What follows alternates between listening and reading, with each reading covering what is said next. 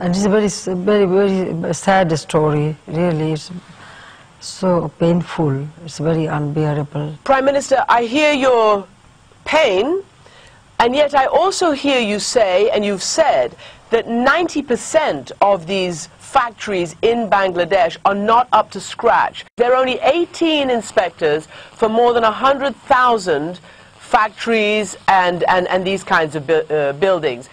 How on earth can you get a grip on this with that crazy ratio? Before this incident, we adopted the labor law. Already our cabinet passed the labor law. This law will go to the parliament and we will pass this labor law. And also the labor policy. For the first time, Bangladesh adopted this labor policy. So we are very much concerned about it, and we have already taken all these steps. But you know, in anywhere in the world, any accident can take place. You cannot, you know, predict anything.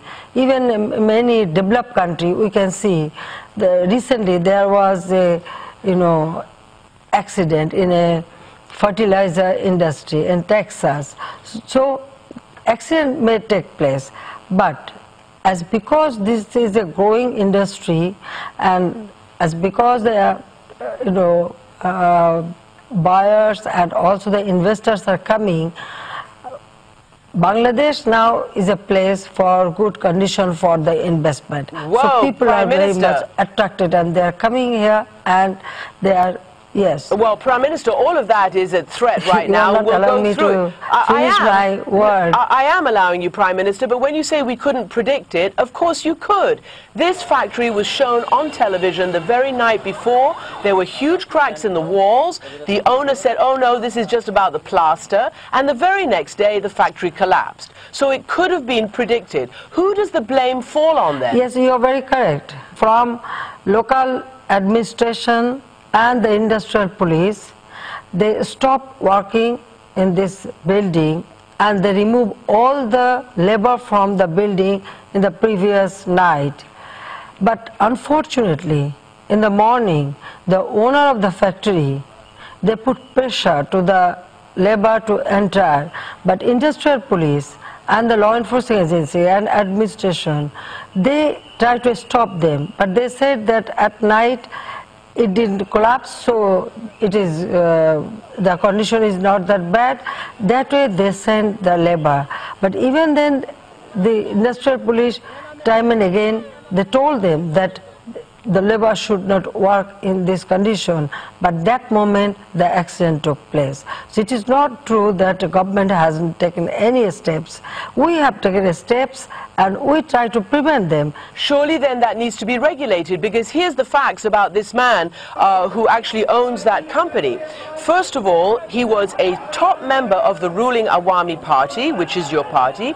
He was the head of the youth league of that. No, it is not true. Well, that is what we're told. He was a youth leader no, it is of not true. The youth wing. You're saying it's not true? No, no, no. The wrong information. All right. And I told you that in this building there are 5 garment industry, 5 owners. They put pressure, they send the labor. Okay. It is not that only the owner of the building. We arrested him. You know that. We arrested him. We arrested all the owners and the engineer and all the people. We have taken all necessary action. You must consider that, yes, we have taken all the necessary steps and we arrested them. What will happen and to law him? will take its own course. We are not going to, you know, save him. No.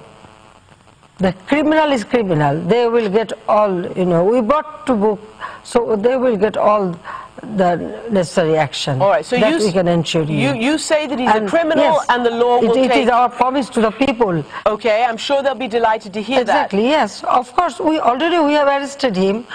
Look, within this short period of time, we have taken action, legal action. We arrested them. We filed cases against them. The owners of the building and also the owners of the factory. So our government, we take all necessary steps. The problem is the people have seen this and these promises before, and they don't actually say that they believe he will be fully punished. But of course we'll wait to see how this case proceeds. But I want to ask you about the endemic corruption in this regard, because all the reports say that he and his family basically got this building and this property by fairly nefarious means. Then, because of their high and intense political connections, people just look the other way. Officials don't dare confront him. He built more floors, and this was very unstable. And furthermore, about 10% of members of parliament are direct owners of these kinds of factories and businesses. Do you not have a rampant corruption problem in this regard?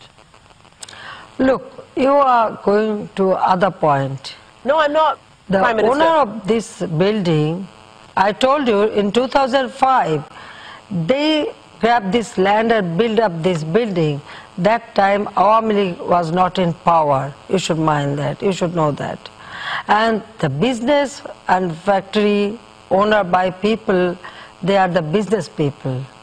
Any business person, if they commit any kind of crime, our government always take action. We are here to serve the people, not to protect the corrupt people. At least not our government. That I can assure you. All right, well, people will be very happy to hear that, because even last year, the US ambassador to Bangladesh said the following: these developments could coalesce into a perfect storm that could threaten the Bangladesh brand in America. I point this out because I want to know whether you're worried about retailers walking away from what is a huge industry for you. Already Disney, which is one of the world's biggest, if not the world's biggest licensor, has said no more product from Bangladesh. Canada is reconsidering its favorable trade status with you. The EU is considering penalties, and it is your largest trading partner. This is now going to become a major economic crisis for you. Do you agree? Listen, if they want to do business, this buyer, they also consider they should increase the price of the garments so that the business can run properly and the labor can get good salary. So they are also partly responsible for it. What I feel that all the investors, when they come here, yes, they get cheap labor, and that's why they come here. And also our labor, they are very sincere, they work very hard, and they work very perfectly. That's why they come here, and they will come, and they will, do business. That's what I think. You have very, very good workers, and that's why people like their product. But your government is also accused of being very hostile to unions and to labor. And so have successive Bangladeshi governments been accused of that. In fact, as you very well know, last year, the US Secretary of State, Hillary Clinton, was in Bangladesh, and she asked your government, she asked the government to investigate the murder of one of the main union leaders. His name was Aminul Islam, and he was tortured and murdered. There has been no answer about why that happened, and perhaps if you'd been alive and there was more organization, these people would not have been forced by this corrupt owner to go into that factory when you say the government said it should have been closed down. What is your answer on the issue of Aminul Islam? Which union he belongs to? I can tell you that he was known... What is the name of the union? I can tell you that he What was is the known industry? to try... Do you know that? Well, that's what we're told, is that he was trying to organize labor so that it would not be in this kind of situation where workers are hostage to the very people you say are doing illegal things, like making them go back into factories that you say your government... No, you are wrong. Stopped. What am I wrong about? You are wrong. About you are what? wrong. Even nobody knew. Listen, nobody knew that he was a labor leader. Nobody knew in this country that he was a labor leader. He was killed or something happened. His dead body was recovered after 4 days by our law enforcing agencies. It was our law enforcing agencies, our police. police recovered his dead body. We didn't know that he was a union, leader or anything. But we have all sympathy for them. Now the case is under investigation. We feel our responsibility. So this blame game should not be there. All right. Well, you know what? You say we don't know about it, but the Secretary of State of the United States of America comes to Bangladesh and asks your government to investigate. All right. Now you've talked about that, and you say that you care for your people and your workers. The investigation is going on. Okay. Listen, the investigation is going on. I guess I want to know whether you feel that Bangladesh, your government, other governments, should now be more careful about labor, should allow them to organize so these kinds of terrible things don't happen again. And I want to ask you in that regard what your reaction is to what the Pope himself said yesterday publicly. He said not paying a just wage, not providing work, focusing exclusively on the balance books, on financial statements, only looking at making personal profit, that goes against God. And he called the Bangladesh labor force slave labor. That is the Pope saying that. What is your reaction to that? On behalf of our labor, I myself sometimes bargain with the owner. Prime Minister, there does seem to be a tremendous lack of transparency.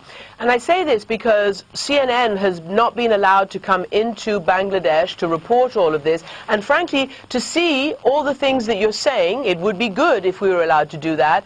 And nor are other international news organizations either. I'm sorry, CNN was not allowed to come to Bangladesh? No, and I would ask you right now, please, to change that. What did you say? I did say that. CNN is not allowed to come to cover this story. I'm sorry. No, ma'am. What did you say? I said CNN and other international organizations have not been allowed to come to Bangladesh as journalists to cover this story. They have put very draconian conditions on... No, it is not true. It is true. No. Yes, it is true. No, Bangladesh is a free country. We would hope that. Listen, in our country, we have private television. Well, no, tell me one thing.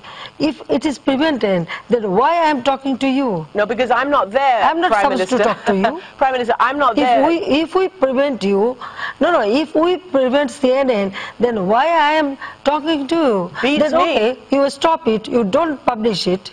If you mean that we didn't allow CNN to come to Bangladesh, then you should not publish my interview. Well, I'll tell you what, our Prime Minister, thank you very much for joining me.